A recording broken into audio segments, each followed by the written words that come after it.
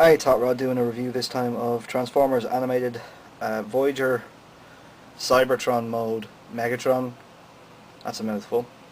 This is a figure that I generally have always given a hard time. It was the first TFA figure I think I bought myself, and I was very, very disappointed. Luckily lockdown undid all that disappointment. I since revisited this figure because it wound up in my kiddos collection, or the beginnings of his collection, which is probably going to experience a lot of dirt and mud and sand when he's a bit older. But I thought I'd get in and do a review before that all happens. Mostly because a couple of guys on the forum really like it, and I just want to kind of come back and see what I make of it. So he's been in this mode for a while. We're going to give it a review, see what we think of it. The alt mode is how he comes packaged. It's pretty crap, I think. I think this is supposed to be the suggested facing mode, but I think this works better because there's along the front, this kind of thing looks like the front of a spaceship or a battle cruiser or something. Looks like it's got windows on it. There's really, I can't really say anything about this because it just looks like the robot crumpled up. It's just not very good looking at all. I don't really know what they were trying to get at with it, but it sort of looks, I guess, like movie Megatron's alt mode, but movie Megatron's alt mode looks better than this. So I don't really get it, but the color scheme is actually quite nice. It's very Megatron-y, probably closer to the G1 toy than anything else. It's predominantly silver. Well, it's kind of a matte grey and white, or a very light grey along the kind of rear and along this kind of bracket.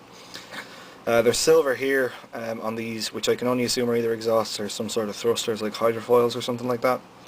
There's translucent red up along here in the centre of these and along the front, and then in here, and then the rest is kind of black. So it's a very kind of, I wouldn't say bland, but it's very, very to the point, and there's nothing fancy about it. But as alt modes go, it's crap. It's just not very good at all, because it doesn't really look like anything in particular. Again, it seems to come from the school of, it's this because we tell you it is, but anyway. So we'll put him into his robot mode, and then we'll go through that, and I'll give you my opinions. Okay, so there's your robot mode Megatron. It looks good. Admittedly, it does look good. It looks like a nice mold, and for the most part, it kind of is. I'm not a huge fan of the head mold on it. I think they tried to, because the 2007 movie had come out, and they were trying to branch it into the cartoon probably. They wanted a sense of familiarity, I guess, and unfortunately, although I do like the movie design, I don't think it works well for the animated toys in whatever format they've simplified it to. But admittedly, it is a nice looking robot, except for the big honking cannon on the back. It's just so stupid looking, so freaking stupid looking. It's just kind of too big, and although his arm kind of supports it, it's kind of floppy, and you can't really, it's just, it's bland and boring and too big and a bit stupid, which it is a kind of a real shame about it too, because if it had been a bit smaller, I don't know why it had to be so big. If it just had been a bit smaller, it would have been pretty cool. It does have a kind of an additional thing going on, the gun mode. These are kind of, he does have a kind of a sword in it, which he has better on the leader class toy, but it does try and replicate the sword thing here. For the life of me, I can't remember exactly how to do it, but I think it is just you flip this blade over. There you go. So it's kind of automorphy, I guess. And it becomes this kind of blade thing. But again, the blade, there's a big gaping hole there, and this clips into it. And really, he can't do an awful lot with the blade. Like, you know, it's because it's on the underside, so it's a real disappointment that that's there. I'm going to take this off for the rest of the view because it's just going to make it awkward. It's actually a shame that you can't remove this with the bracket, because if you could take all that off, it would be an absolutely fantastic toy, and it's a real shame that they didn't put that kind of foresight into it where you could take that off, because it is an eyesore. The Cannon's an eyesore. Anyway, that's enough about the Cannon. The colour scheme is more of the same, though he's got a bit more translucent red. It looks like he's wearing fingerless gloves here with translucent red fingers there, which are moulded but not separated. The bottom of his feet are red. He's got a red diamond in there with a gold Decepticon emblem, which is very nicely done, and then his kind of abs there, or not his abs, but the side of his torso are red as well. Red on the forearms, red there, lots and lots of red piping here.